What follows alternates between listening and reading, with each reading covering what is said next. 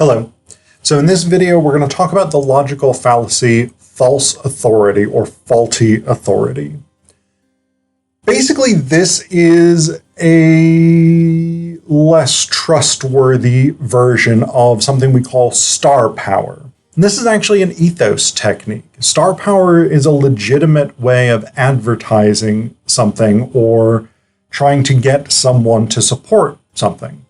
So star power basically means using a celebrity or a well-known figure to promote a brand or something like this, right? We see this all the time. Advertising is the most common example of it. Michael Jordan selling Nike shoes, whatever it is. That's an old example, but you know what I mean, right? So that's a legitimate form of argumentation, having a spokesperson or something like this. When it becomes a logical fallacy is when the authority of the person has nothing to do with the argument itself, right? So we could assume that as a basketball player, Michael Jordan had some insight into what are the best shoes to play basketball. Whether or not he had any real insight into that, we don't know necessarily. I mean, some people probably do, but whatever. He is seen as trustworthy on that issue. But there are other issues that he would not be seen as trustworthy on. If, for instance, Michael Jordan, and this is a kind of common dismissal of celebrity opinions, but in a way it is correct. If Michael Jordan were to say, as a basketball player, I encourage you to vote for X presidential candidate, this would be false authority.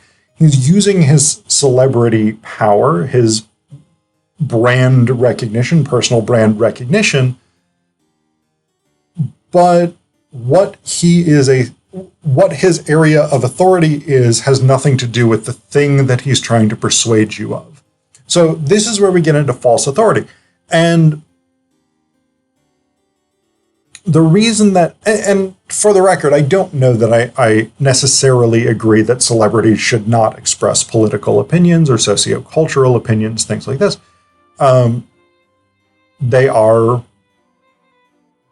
They are individuals. They have the right to an opinion and to express that opinion, whatever it is.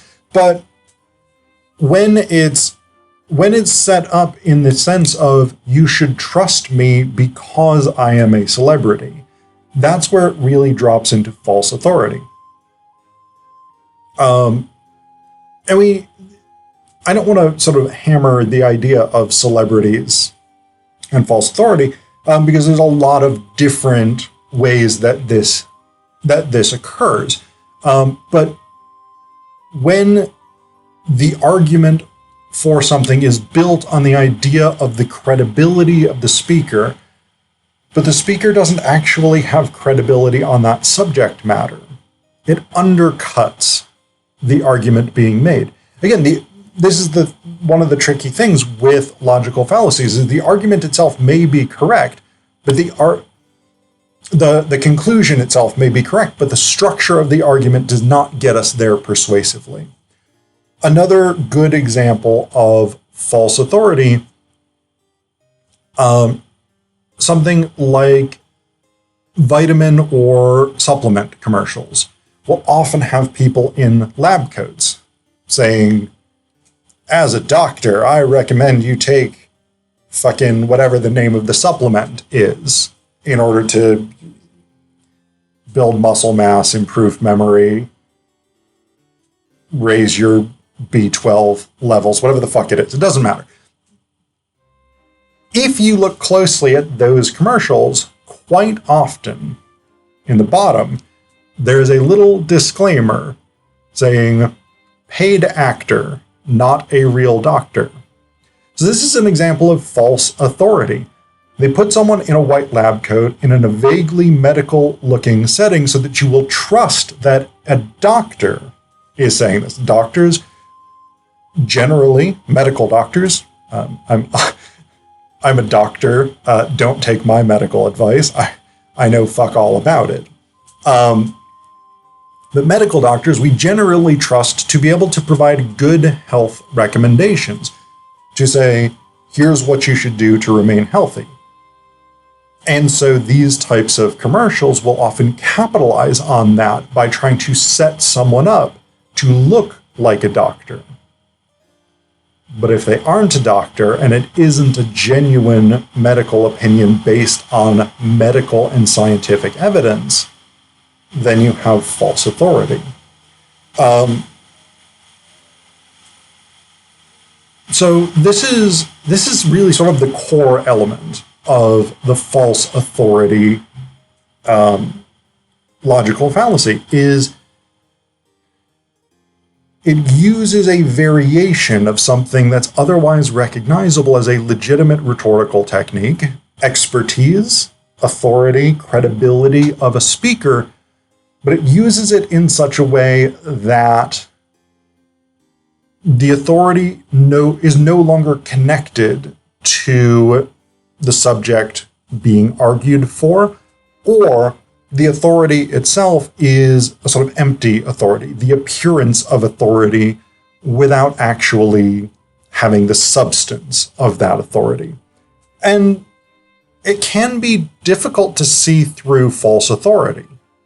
I mean, sometimes it's fairly obvious. The ones where it's, okay, yeah, you're saying I should do X, but you have no credibility to speak about X. That's often a bit easier to see through. But sometimes I am pretending to have credibility, but actually I'm not in a position to have credibility. That can be a bit harder to parse, whether or not that's reliable, right? Because there are, of course, real doctors who do ads for real products. Typically, there is a little disclaimer somewhere on the screen when you're dealing with a commercial that doesn't have that. But in other contexts, right, political speeches, product endorsements, not political speeches, I already said that, but like political ads, whatever it is.